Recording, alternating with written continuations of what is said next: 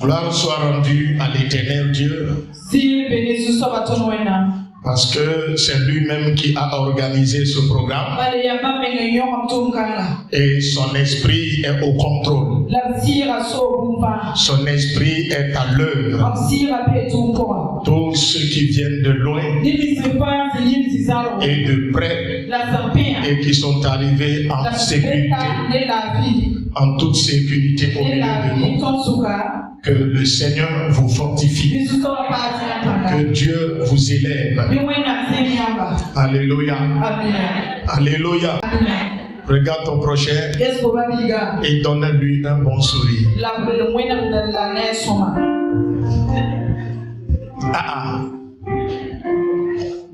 J'ai dit, donne un bon sourire à ton prochain de gauche à droite.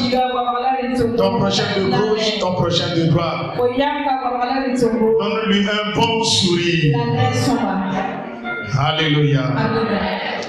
Excellent Père de gloire, nous sommes encore réunis devant toi pour écouter ta parole, pour que tu puisses encore nous éclairer en tant que jeunes, pour que tu nous montres la voie à suivre. Saint-Esprit, viens nous guider. Saint-Esprit, viens nous enseigner.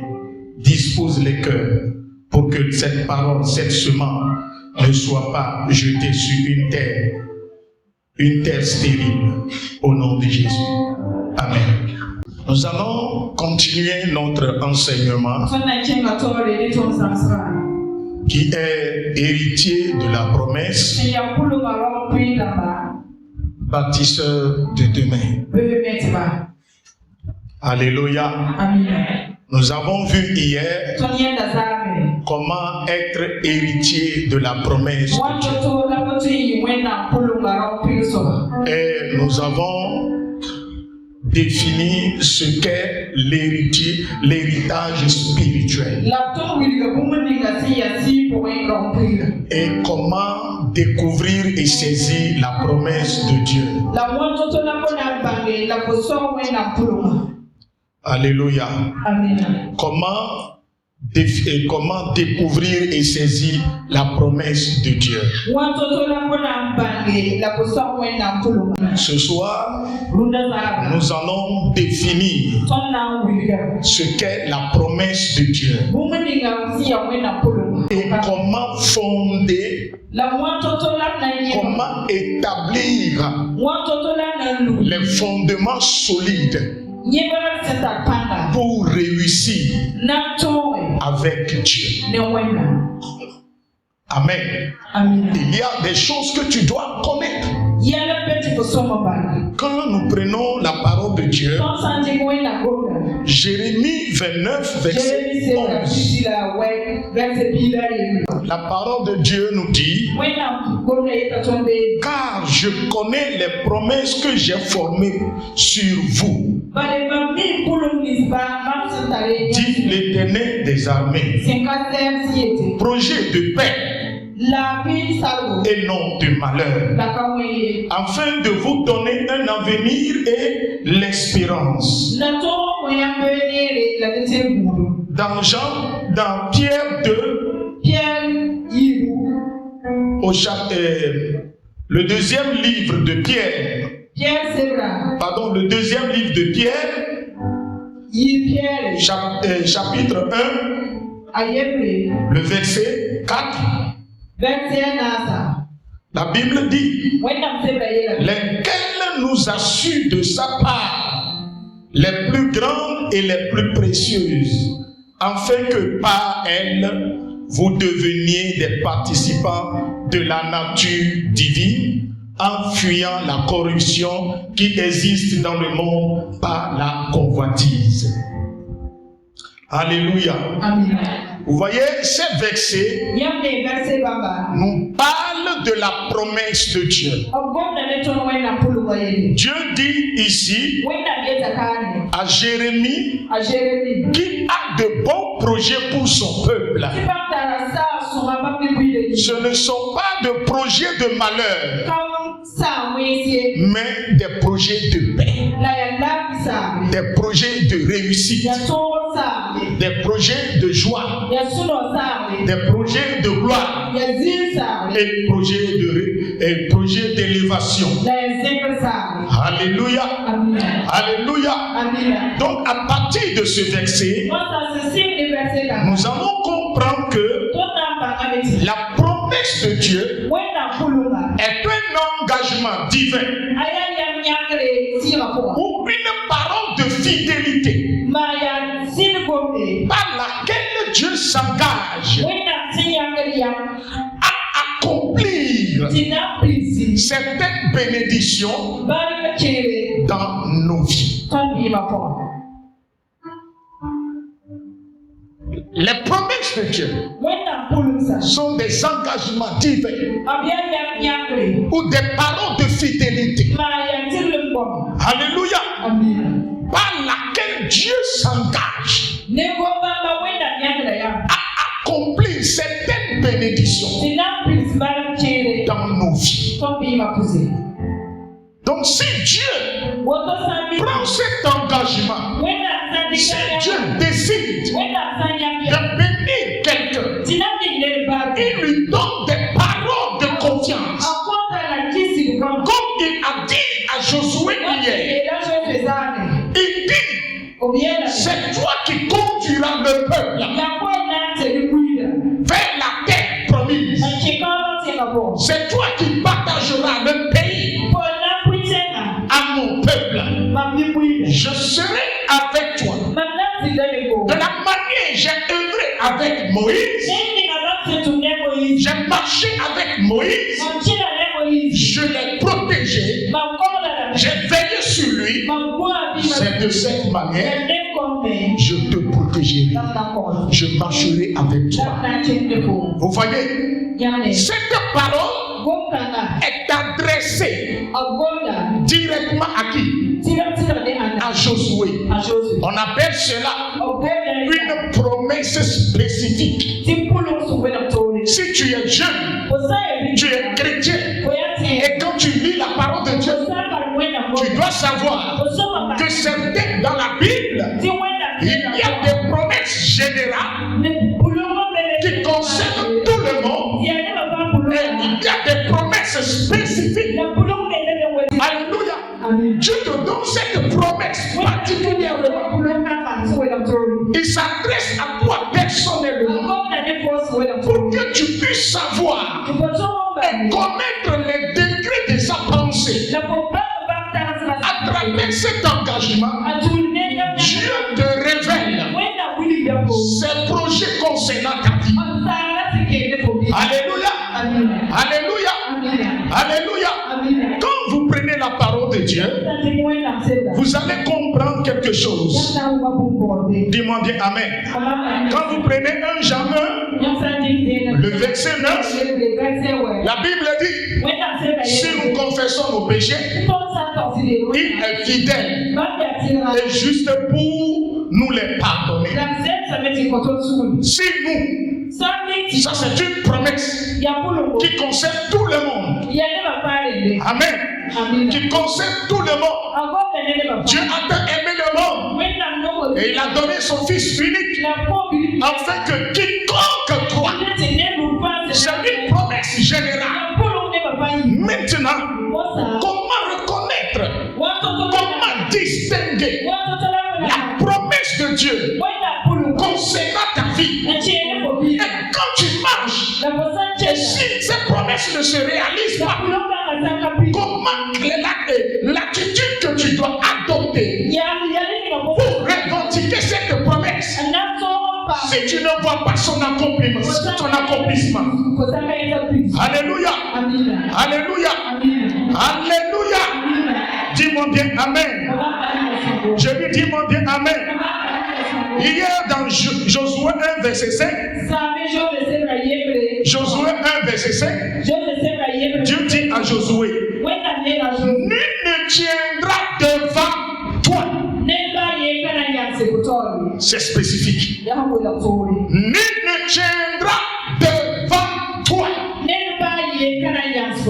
Nul ne tiendra devant toi. Tant que tu vivras. C'est la promesse de Dieu. Dieu te parle. La Bible nous dit, en Jésus, Satan est dépouillé. Alléluia. Et ceux qui ont Jésus dans leur vie, Jésus leur donne le pouvoir de marcher sur les scorpions, de saisir le serpent. C'est une promesse de la part de Dieu. Donc tu dois comprendre que cette promesse est pour toi. Il y a des promesses que Dieu a faites pour tout le peuple. Maintenant, quant à toi, tu dois chercher à connaître la promesse de Dieu concernant ta propre vie. Par rapport à ma vie, que dit le Seigneur?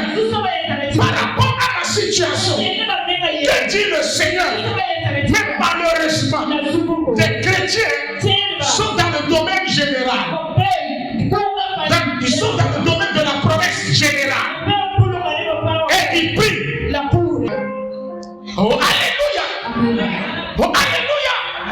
Dieu te dit, résistez au diable pour qu'il prenne la fuite devant vous.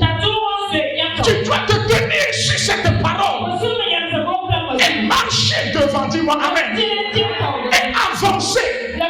Tu ne dois pas permettre à l'ennemi d'avoir accès à ta vie et de semer le doute en toi. Tu dois saisir cette promesse et manifester la foi. Tu dois construire ta vie sur cette parole. Parce que la Bible dit, au commencement était la parole. Elle est avec Dieu. Et cette parole est Dieu. Tout a été créé par la parole. Rien n'est créé sans cette parole. Cette parole est la vie des hommes. Alléluia. Si Dieu te dit qu'il va te protéger, Dieu est fidèle. Il veillera sur toi. Il te protégera. Alléluia. Oh, alléluia. Oh, alléluia.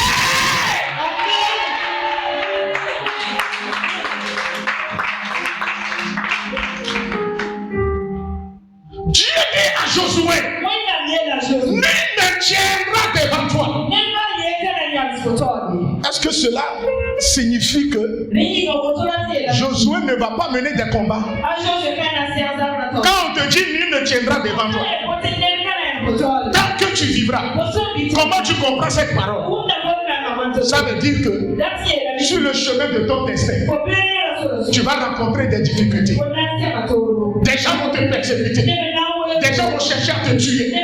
Quand tu veux construire, tu veux réaliser un projet, il y aura des gens qui vont tout faire pour mettre le sable dans le projet, dans le plan.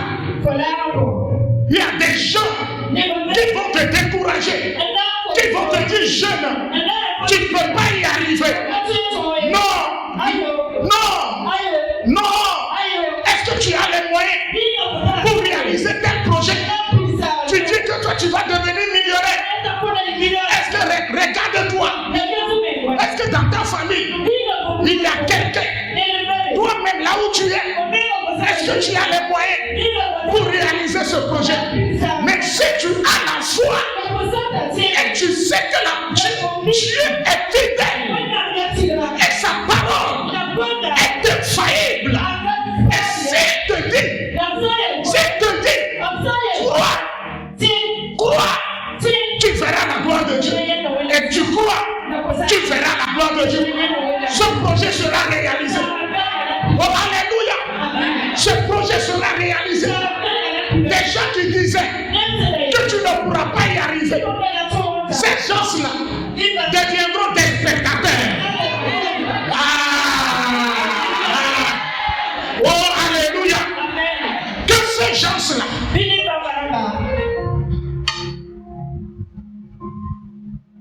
soldat de Christ.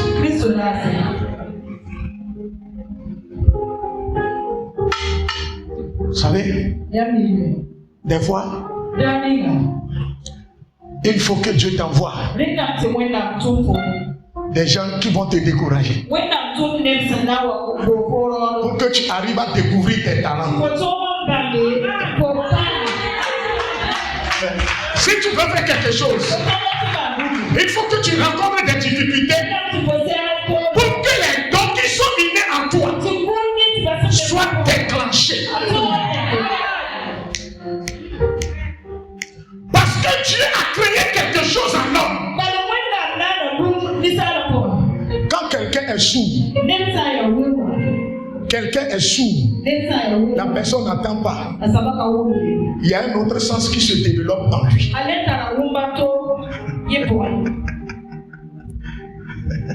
C'est pourquoi vous allez voir. Il y a des femmes, il y a des hommes qui sont nés sans bras, sans pieds. Mais toi qui as des bras, toi qui as des pieds, quand on vous jette vous deux dans l'eau, celui qui n'a ni bras ni pieds, il va vite nager plus que toi. Parce que depuis tout petit, comme il sait qu'il n'a pas de bras ni pieds, il a développé des capacités. Jeune, comme tu sais que tu n'as personne, tes parents sont pauvres, il n'y a personne pour soutenir tes projets, pour financer tes projets. Non, tu envisages gros, tu as de bonnes visions, mais tu manques de moyens. Que cette situation t'amène à développer des caractères qui vont t'amener au sommet. Que ces difficultés te forment, te façonnent. Alléluia. Pour que tu arrives à s'adapter au désert, à s'adapter aux réalités de la vie, aux difficultés qu'impose la vie. Regarde ton prochain et dis-lui, arrête de te dire que je suis fatigué.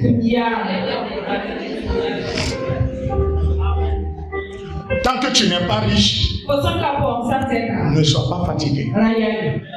Tant que tu n'as pas réalisé tes rêves, ne sois pas fatigué. Regarde ton village. Qui est revenu construire village dans ton village?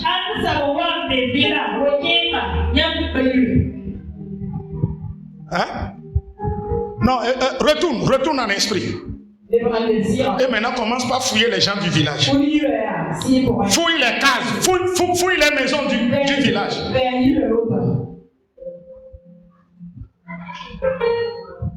Tu as trouvé quoi?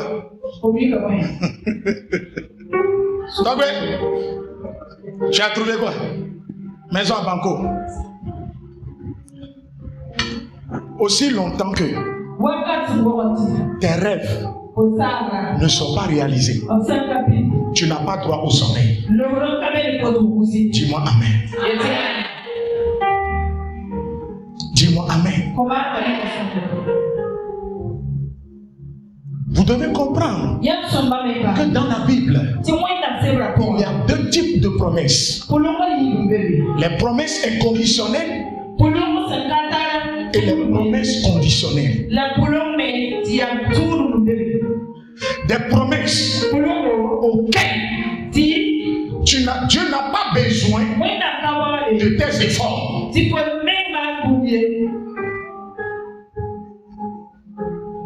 Pour avoir la grâce, Dieu n'a pas besoin que tu fasses quelque chose.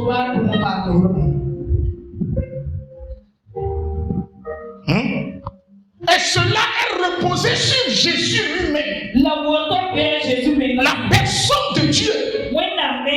Est-ce que vous me comprenez? Vous voyez? Dieu a dit à Noé, je ne détruirai plus la terre par un déluge. C'est une promesse, mais c'est conditionnel. Ce n'est pas ta prière qui va amener Dieu à accomplir cette promesse. Maintenant, en ce qui concerne la bénédiction, la richesse financière, la réussite, bien-aimé, ces promesses-là sont conditionnelles.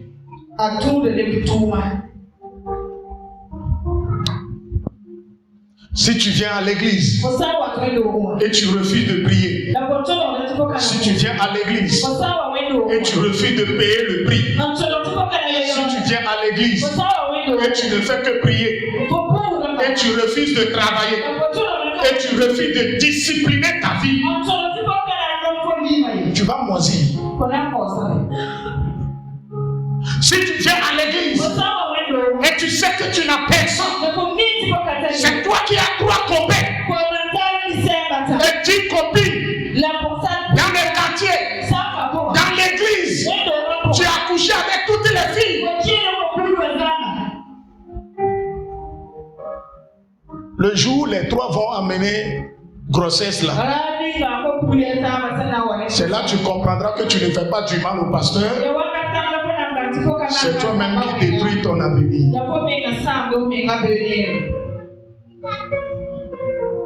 Quand tu vas quitter ici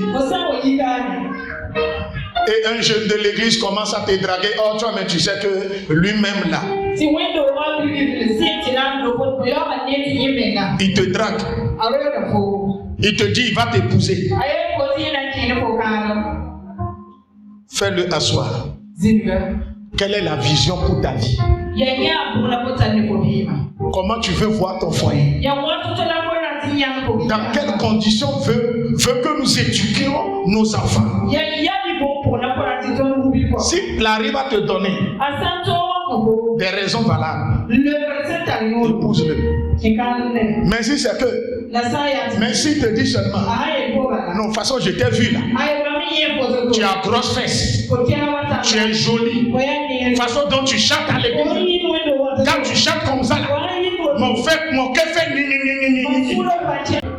c'est que nous allons manger. Regarde ton projet. Jeune fille, regarde le monsieur qui est à côté de toi. Demande-lui c'est que je vais manger.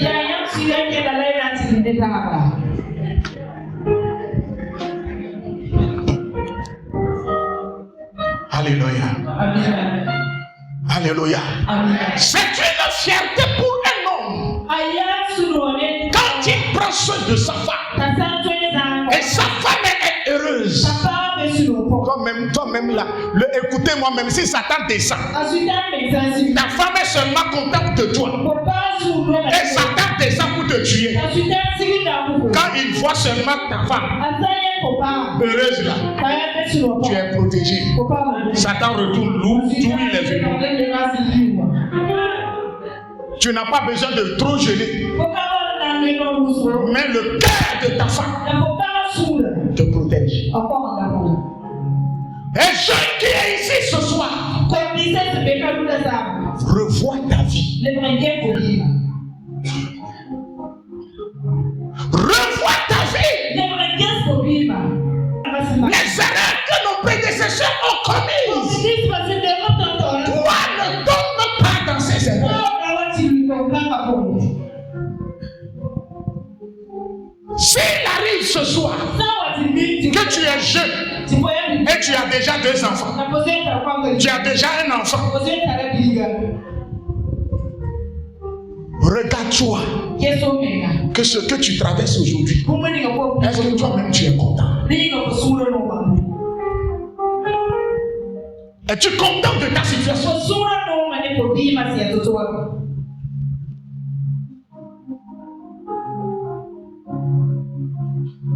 Nul ne tiendra devant toi tant que tu vivras. La promesse de Dieu est que sur la terre tu fasses descendre le règne de Dieu. Quand les gens voient tes enfants, que les païens tremblent devant tes enfants, quand les païens te voient, qu'ils donnent gloire à Dieu. Mais à cause de notre incrédulité, à cause de notre mauvaise vie, la manière dont nous avons refusé de marcher dans la parole, et nous sommes pressés. Je suis pressé.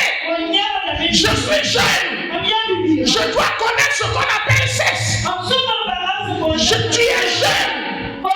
Tu es pressé pour vivre ta vie. Tu es pressé pour réussir. C'est ça qui te met en retard. C'est ça qui a fait que tu as pris la côte, tu l'as mis au cou. Et tu ne peux plus t'en débarrasser.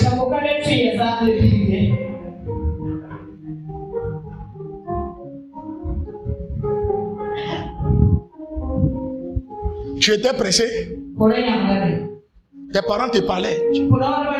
Tu ne voulais pas. Parce que toi, tu as vu la petite fille là. Elle est jolie. Tu l'as enceintée. Elle est dans ton foyer aujourd'hui.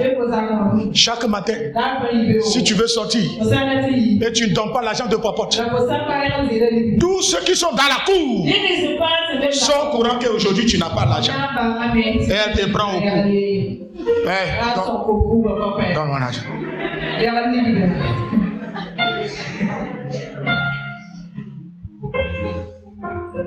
Chez nous au Togo, il y a un travail qu'on appelle Zemidja. Taxi conducteur. Taxi moto. Vroom vroom. Vous allez voir. Les papas. On conduit taxi, moto, jusqu'à aller à la retraite. Mais retraite là, c'est toujours dans l'occasion. C'est cette vie que tu veux. C'est cette vie que tu veux. Demande ton prochain. Quelle vie veux-tu mener?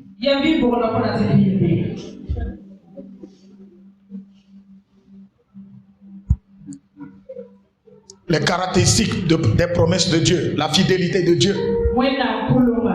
Hébreux 10, verset 23. Retenons fermement la promesse, la profession de notre espérance, car celui qui a fait la promesse est fidèle.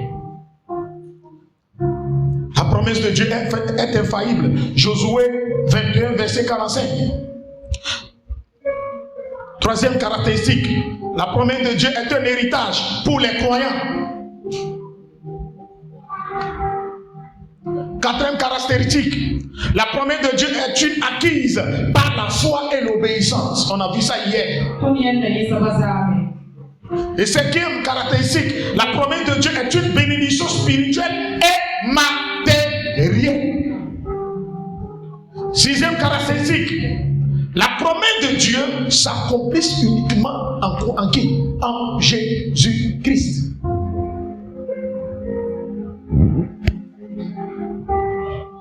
Alléluia. Amen. Alléluia. Amen. Dis-moi bien Amen. Lisons 1 Corinthiens 3, verset 10 à 11. J'ai posé le fondement comme un sage architecte et un autre bâtit dessus, mais que chacun prenne garde à la manière dont il bâtit dessus, car personne ne peut poser un autre fondement que celui qui a été posé, savoir Jésus-Christ. Paul enseigne à l'église de Corinthe que notre fondement ne doit être que Jésus. Si tu veux réussir dans cette vie, ton fondement, la base, la fondation que tu dois poser, construire, ne doit être que Jésus. Si tu veux construire ta vie sur les fétiches, sur le wack, tu vas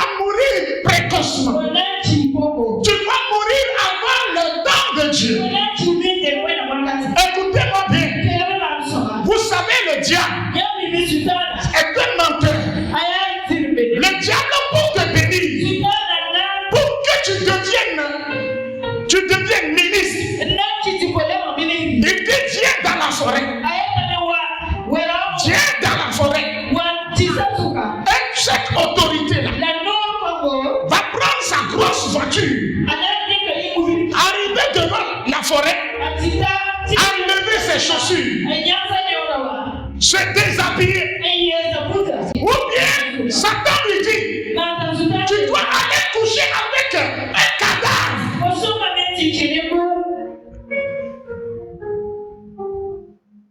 Tu dois aller coucher avec une femme pour te bénir. Le diable va t'humilier. Le diable dit Dieu. Tu vois, la personne qui dit que la personne qui dit que tu es son, elle est créée à ton image. Voilà ce que moi je vais faire de ton image. Regarde bien. Elle est en train de coucher avec une femme. Elle est partie au cimetière en train de coucher avec un cadavre. Juste pour la gloire. Juste pour la réussite. Si ta fondation n'est pas Jésus, tes enfants vont payer le prix. Tes enfants vont souffrir. Écoutez-moi bien. Mon grand-père paternel a pris des fétiches au Bénin, à Dahomey. Il a pris des fétiches et il adorait le serpent python. Mon grand-père paternel. Et le python lui vomissait de l'argent. Après sa mort, il n'y a personne qui s'occupait du python. Mon père maintenant à son tour est venu au Togo. Il a pris ma maman. Ils se sont mariés. Et nous sommes nés. On est à la maison, assis devant la porte. Voilà un python qui sort de la brousse et vient se tenir devant mon père. Et il s'enroule jusqu'à poser la tête comme ça. Et le python s'adresse à mon père. Il parle à mon père. Et il dit à mon père que c'est lui qui a été choisi pour remplacer notre grand-père, pour remplacer son papa. S'il refuse, il lui donne 3 ans. Il reviendra le paralyser. Mon papa a dit, aujourd'hui, ni demain, lui et ses enfants, ne vont pas adorer ce serpent. Le serpent s'est déroulé avec violence devant moi, rentré dans la bouche. Le temps passe. 3 ans plus tard, il est revenu paralyser mon papa. Est-ce que c'est mon papa qui a pris le fétiche là? C'est son père. Un jeune, si tu veux réussir, il faut bien réfléchir à chaque acte que tu veux poser. Pose-toi la question. Quelles en seraient les conséquences? J'ai donné ma vie à Jésus. Je suis devenu berger modérateur à l'église. Je conduisais la prière. Je suis allé au bac. Première fois, je suis le premier de la classe. Arrivé à l'examen, j'ai échoué. Je suis revenu. Le dernier de la classe a réussi. Moi qui suis le berger, qui conduit la prière à l'église, qui prie beaucoup, j'ai échoué. Deuxième fois, aller au bac. Boum. Mais en classe, j'ai 13,2 de moyenne. Arrivé à l'école, à l'examen, j'ai encore échoué. Et je suis allé voir ma mère spirituelle. Et elle me dit, je voulais te dire quelque chose. Tu sais, cette fois-ci, avant d'aller à l'examen, il faut chercher la face de Dieu. Moi je vais réussir, non? Or, derrière moi, il y a l'esprit de famille qui me réclame.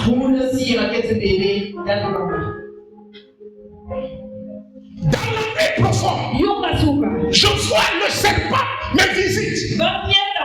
Mais il se tient à l'écart de moi et il me regarde. Le serpent me dit, Jean, le serpent me réclamait. L'esprit là me réclame. Est-ce qu'au moment où mon grand-père a pris le serpent là, est-ce que j'étais là?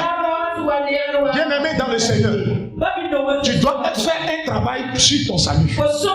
Si tu es chrétien, Pierre est chrétien. Il a reçu Jésus. Il dort avec Jésus. Il se réveille avec Jésus. Un bon matin, Jésus se tourne vers Pierre et lui dit, cette nuit, Satan est venu pour te tripler. C'est moi qui ai intercédé en ta faveur. Si tu te convertis, affermis tes frères. Si tu donnes ta vie à Jésus, tu n'es pas sérieux. Tu n'as pas fait un travail personnel sur ta vie. Tu peux faire 60 ans. Il n'y aura pas de changement. Tu ne verras pas l'accomplissement des promesses dans ta vie. Et lorsque l'examen est proche, j'ai dit cette fois-ci, j'aurai moi mon bac. J'ai commencé à gérer. J'ai pris la Bible. Je suis rentré dans la bourse pour 3 jours de jeûne. Écoute, si ta vie ne va pas là, ne joue pas avec ta vie. Deviens un chrétien de prière. Sois dangereux dans la prière. Discipline ta vie. Je suis rentré dans la bourse. Je jeûnais. Je priais. Le premier jour, le deuxième jour et le troisième jour, j'ai prié. J'ai prié. J'ai prié. Mais à un moment donné, je suis abattu, fatigué et je dormais. Déjà, ce n'est pas que j'ai dormi où. C'est le Saint-Esprit qui m'a poussé par terre. Et le démon de famille là est sorti de mon corps. J'étais chrétien. C'est moi qui tenais le micro à l'église. Prie! Poussez! Poussez!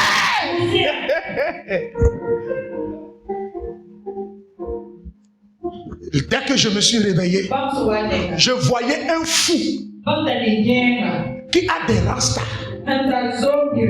et il me regarde. Je me suis réveillé sur ce temps. J'ai dit, il y a quoi?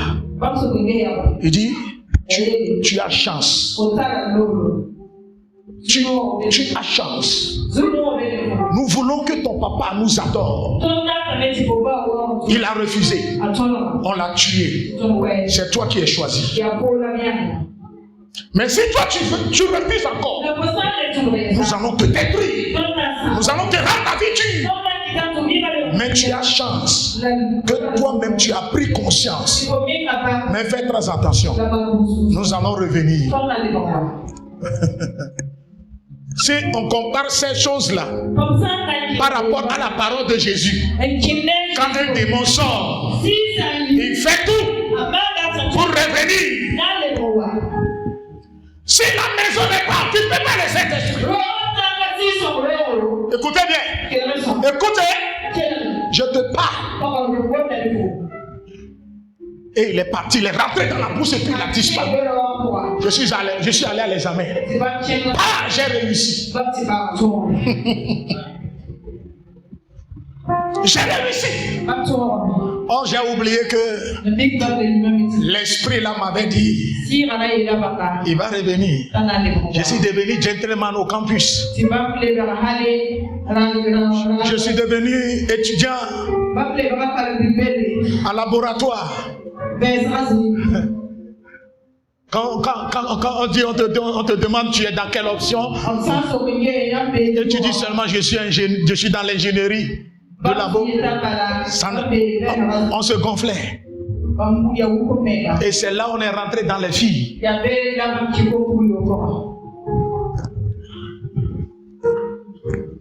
Ce que, écoutez, on est rentré dans les filles. Nous qui avons peur des filles. Mais quand on voit fille là, quand je vois fille, c'est moi qui courais. Bébé. Bébé. Oh, je ne savais pas que c'est la pauvreté qui me persécutait comme ça. La pauvreté me fuyait. Moi-même, je courais derrière la pauvreté. Oh, chérie, viens là. Oh, toi et moi, la vie.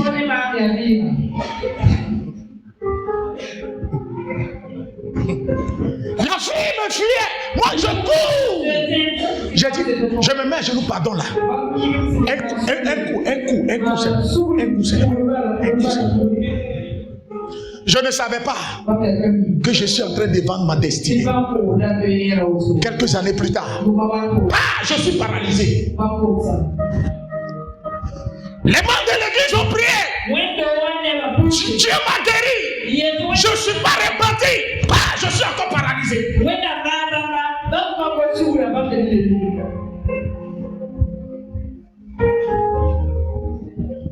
Il y a prophétie sur ma vie. Je ne peux pas échouer. Je n'échouerai pas.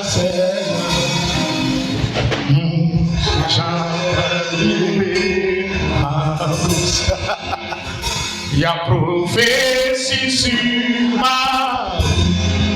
Oh, je ne peux pas échouer. Je n'échouerai pas.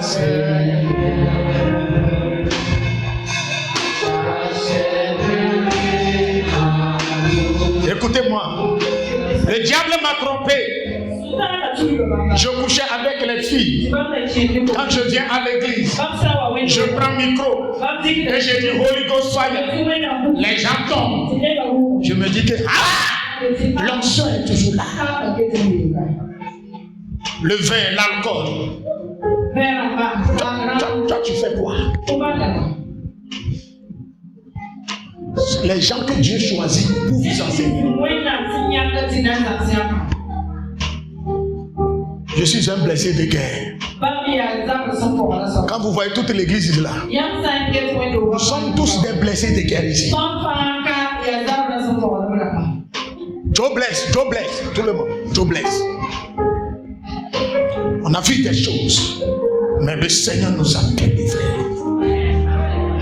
Dieu nous a arrachés. Il m'a arraché de l'alcoolisme. Il m'a arraché de la fornication.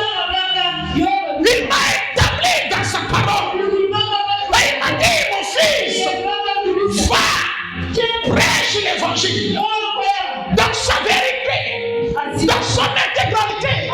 Prêche l'évangile pour sauver les jeunes, pour sauver les jeunes, pour sauver les adultes. Toi, écoute ma voix ce soir.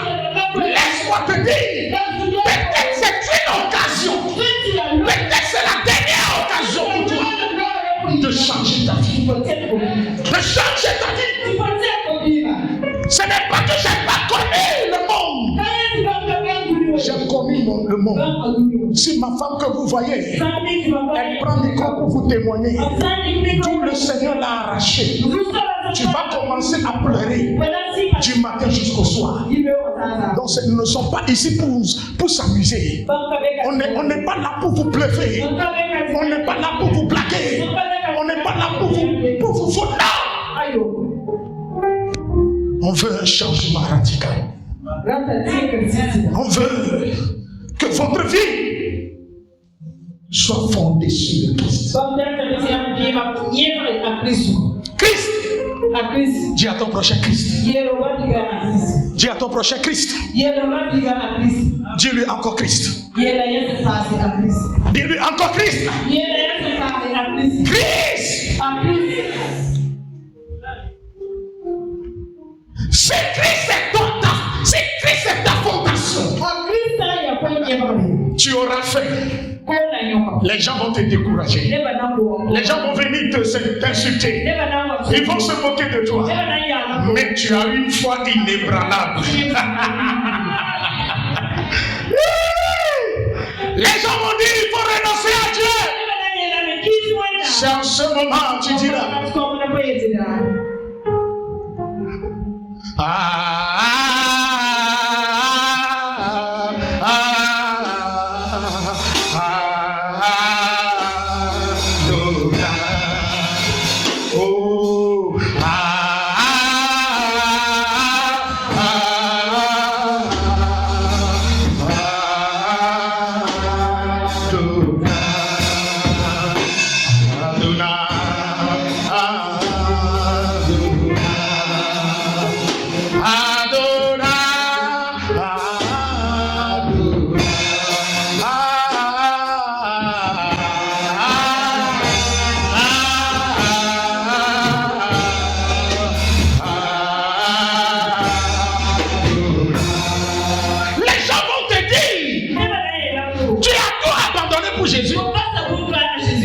Dieu, viens au village avec un seul poulet, les choses vont changer. Tu vas dire, je n'irai pas au village, mais je sais que avec Jésus, ma situation va changer. Avec Jésus, je vais changer, je vais réussir, je réussirai. Avec Jésus, je réussirai. Un jeune, tu vas réussir. Avec Jésus, tu vas réussir.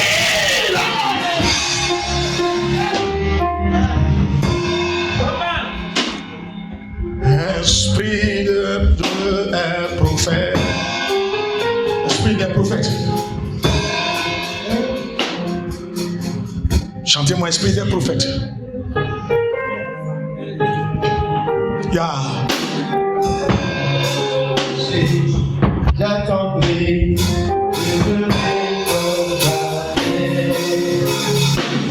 Si le Dieu des esprits, des prophètes me toucher, j'attendrai, je verrai comme j'attends. Écoute, quand tu es à la maison, tu n'as rien à manger. Tourne-toi vers le Seigneur. Dis Seigneur, mes regards sont sur toi seul. Je sais que je n'ai personne, mais toi, je compte sur toi. J'ai confiance en toi. Je sais que un jour, ma vie va changer. Ma situation va changer. Je vais témoigner de ta grandeur. Je ne sais pas ce que tu traverses en ce moment. Et tu es fatigué. Tu es désoupçonné. Tu es déséquilibré. Tu es démoralisé. Et peut-être, tu dis, tu vas renoncer à ce projet. Tu as décidé de renoncer. Peut-être à cause de la douleur, à cause de la souffrance, tu as choisi de se jeter entre les mains de tout homme qui tient compagnie. Dieu te dit ce soir, non, ne le fais pas. Ne le fais pas. Ne le fais pas. Il est capable de restaurer ta vie. Il est capable de changer ta vie. Il est capable de t'élever. C'est pourquoi il te demande seulement de marcher dans l'obéissance totale à la parole de Dieu. De marcher dans l'obéissance totale. Dis-moi amen. Il faut marcher dans l'obéissance totale. Sois un chrétien de prière. Matin, midi, soir. Comme Daniel et ses frères. La Bible dit, lorsque Daniel a su que le roi avait sauté un décret qu'il fallait détruire, c'est en ce moment Daniel s'est plongé dans la prière. Quand la situation devient de plus en plus compliquée, on ne baisse pas les bras. C'est en ce moment qu'on prie. Sois un chrétien de prière et développe une vie d'intimité avec Dieu. Dis-moi bien amen. Et quand tu as fondé ta vie sur Christ, Il faut avoir une communauté solide. Il ne faut plus marcher avec les chrétiens. Moindre chose, ils doutent de Dieu. Ces chrétiens vont refroidir ta foi. Ces chrétiens vont te déséquilibrer. Ces chrétiens vont t'étouffer. Il faut être entouré des chrétiens qui sont capables. Quand tu es paralysé, ils vont te saisir la main. Ils vont dire, fais encore un effort. Lève-toi ma soeur. Lève-toi mon frère. Allons-y là. Encore un effort. Encore un effort. Ne baisse pas les bras. Ne baisse pas les bras. Ne baisse pas les bras. Ne baisse pas les bras.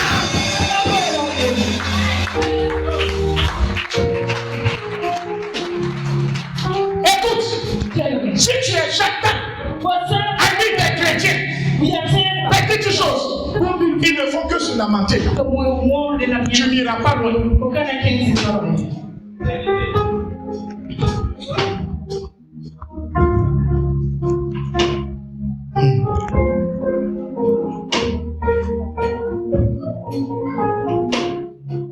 Vous les chrétiens, vous les jeunes, à partir de cette fondation, vous devez avoir une forte influence dans votre église.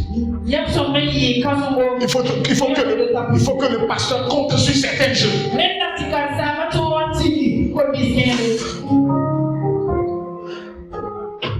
Puis, veut que Dieu compte sur lui.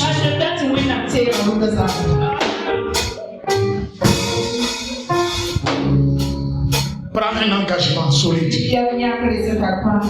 Prends un engagement ferme. Et dis-toi, avec Jésus, je peux tout. Avec Jésus, je peux tout.